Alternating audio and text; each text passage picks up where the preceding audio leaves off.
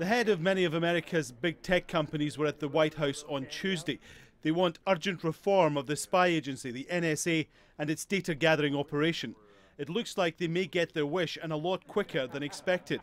A Surveillance Review Board report was due to be published early next year, but it's now been pushed out by the White House. It makes more than 40 recommendations. The highlights: the NSA will no longer keep a phone database. It'll be held by the phone companies or a third party. The agency can no longer ask companies to build a backdoor in their software, which allows the government access to encrypted information. And the NSA should not spy on non-US citizens outside of the US because of their religion or their political views. The scope of the NSA surveillance program was revealed by whistleblower Edward Snowden. The journalist who helped him get the information out says any changes need strong support. The congressional committees that oversee the intelligence community are completely co-opted. They're worthless and impotent when it comes to restraining the NSA, even if they had the incentive to do so, which they don't. Courts have been very one-sided, and so I think we need genuine oversight mechanisms beyond the ones we have to ensure that these changes actually take place if the White House ends up adopting them.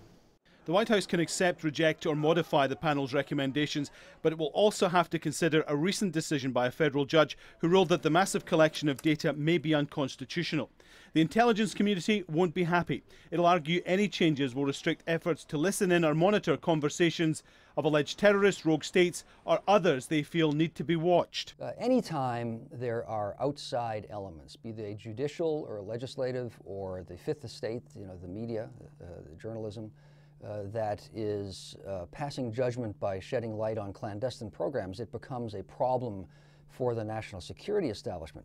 That's not necessarily a bad thing. Oversight is important, and unchecked and unwatched, institutions as people will creep and expand their actions. So these things need to occur, but it's not pleasant. The panel does not suggest the NSA stop seizing all phone and internet data, and that was never likely to happen. But it does recommend reducing the scope of what it can grab. Alan Fisher, Al Jazeera, Washington.